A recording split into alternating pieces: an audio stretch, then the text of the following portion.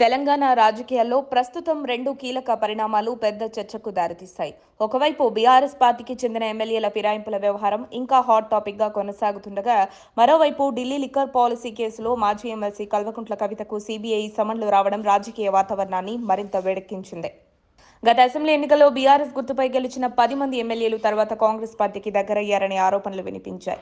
దీనిపై బీఆర్ఎస్ ఎమ్మెల్యేలు assembly speaker గడ్డం ప్రసాద్ కుమార్ కు ఫిర్యాదు చేస్తూ వారిపై అనర్హత వేటు వేయాలని కోరారు. స్పీకర్ దీర్ఘకాల విచారణ నిర్వహించి ఇరుపక్షాల వాదనలు విన్న తర్వాత కీలక నిర్ణయం ప్రకటించారు.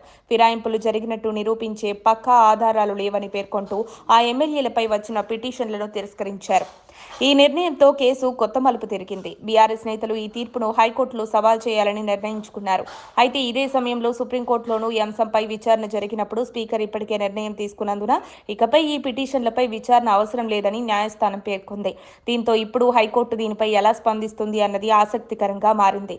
ఇదే సమయంలో మరో రాజకీయ చర్చ కూడా మొదలైంది. ఫిరాయింపుల వెనుక బీఆర్ఎస్ వర్కింగ్ ప్రెసిడెంట్ కేటీఆర్ వ్యూహం ఉందా అనే అనుమానాలు కొందరు రాజకీయ వర్గాల్లో వినిపిస్తున్నాయి. ప్రభుత్వం లోపల పరిస్థితులను తెలుసుకోవడం, కీలక నిర్ణయాలు ఎలా తీసుకుంటున్నారో గమనించడం కోసం ఈ వ్యూహం అమలు చేసినట్టు కొందరు విశ్లేషకులు అంటున్నారు. మరోవైపు బై ఎలక్షన్లు వస్తే ఫలితం ఎలా ఉంటుందనే భయం కూడా పార్టీకి ఉండొచ్చని రాజకీయ వర్గాల్లో చర్చ సాగుతోంది.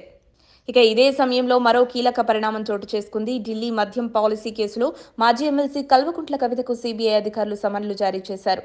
హైదరాబాద్లోని ఆమె నివాసానికి వెళ్లిన అధికారులు నేరుగా నోటీసులు అందజేశారు. ఈ కేసులో కవితతో పాటు మరికొంతమందికి కూడా సమన్లు జారీ చేయడం గమనార్హం. గతంలో ఈ కేసును విచారించిన రౌజ్ అవెన్యూ కోర్టు నిందితులపై సరిపడా ఆధారాలు లేవని పేర్కొంటూ ఛార్జ్షీట్ను కొట్టివేసింది. అయితే సీబీఐ నిర్ణయాన్ని సవాలు చేస్తూ ఢిల్లీ హైకోర్టులో అప్పీల్ చేసింది. దీనిపై స్పందించిన హైకోర్టు విచారణ కోసం నిందితులను సమన్లు జారీ చేసింది. ఈ నెల 16న జరిగే విచారణలో తదుపరి పరిణామాలు వెలుగులోకి వచ్చే అవకాశం ఉంది. సమన్లు అందుకున్న అనంతరం కవిత స్పందిస్తూ తాను చట్టపరమైన ప్రక్రియకు పూర్తి సహకారం అందిస్తానని తెలిపారు. నిజం తనతో ఉందని ఆమె ధైర్యంగా చెప్పారు. ప్రస్తుతం ఈ విషయంపై తమ న్యాయ బృందంతో చర్చిస్తున్నట్టు కూడా వెల్లడించారు. న్యాయ నిపుణుల అభిప్రాయం ప్రకారం ఈ సమన్లు ప్రధానంగా సమాచారం కోసం మాత్రమే కావచ్చు. మొదటి దశలో వ్యక్తిగత హాజరు తప్పనిసరి కాకపోవచ్చని వారు చెబుతున్నారు. ఇలా ఒకవైపు ఎమ్మెల్యేల ఫిరాయింపుల వ్యవహారం, మరోవైపు కవితకు సీబీఐ సమన్లు, ఈ రెండు పరిణామాలు తెలంగాణ రాజకీయాల్లో కొత్త చర్చలకు దారితీస్తాయి. రాబోయే రోజుల్లో కోర్టుల తీర్పులు మరియు రాజకీయ నిర్ణయాలు పరిస్థితిని ఏ దిశలోకి తీసుకువెళ్తాయో చూడాలి. మరిన్ని అప్డేట్స్ కోసం మా కాయ్ టీవీని సబ్స్క్రైబ్ చేసుకోండి. మా వీడియో కనుక మీకు నచ్చినట్లయితే లైక్ చేయండి, షేర్ చేయండి. మీ విలువైన అభిప్రాయాలను కామెంట్ బాక్స్లో తెలియజేయండి.